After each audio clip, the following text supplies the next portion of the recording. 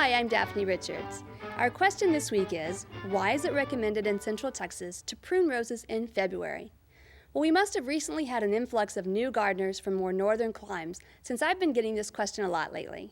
As you'll soon find out, if you don't know already, Central Texas has two seasons, summer and not summer.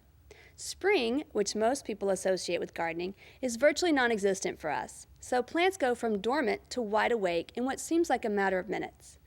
That is, if plants even go fully dormant at all. Many roses, especially if planted in a warm, protected spot, may not even drop all of their leaves in winter. So how do we decide when to prune?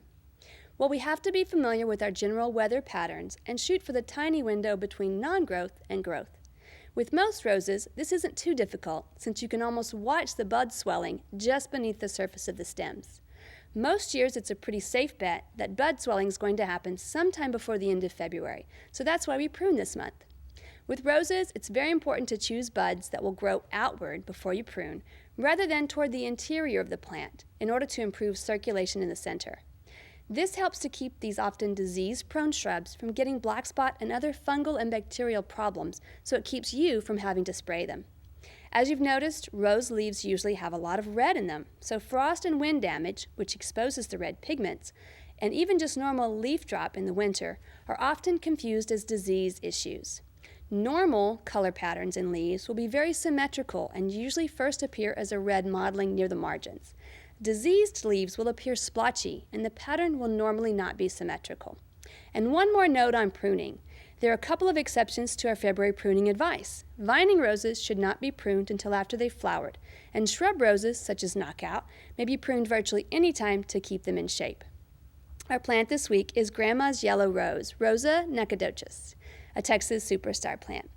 This very vigorous shrub has vibrant yellow, almost tulip-shaped floribunda-type blooms and very deep green foliage.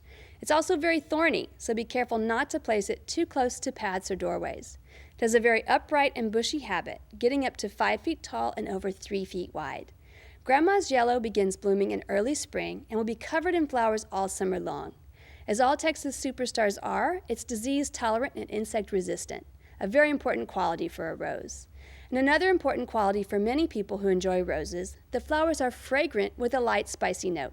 They also do very well as cut flowers, remaining beautiful in a vase for many days. In order to perform well in the landscape, Grandma's Yellow needs at least 6 hours of full sun, bright a day.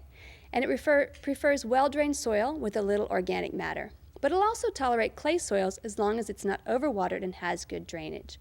It does need a little more water than our xeric recommendations, and although it doesn't require it, Grandma's Yellow will be more vigorous and have more flowers if it's fertilized in the spring and a few times during the growing season. Grandma's Yellow looks great planted as hedges, so try it instead of red-tip photinias, elaeagnus, and ligustrum. To do in the garden this week, it's not only time to prune your roses, it's also time to plant them. We'd love to hear from you, so please visit klru.org/ctg to send us your questions or plants of the week from your garden.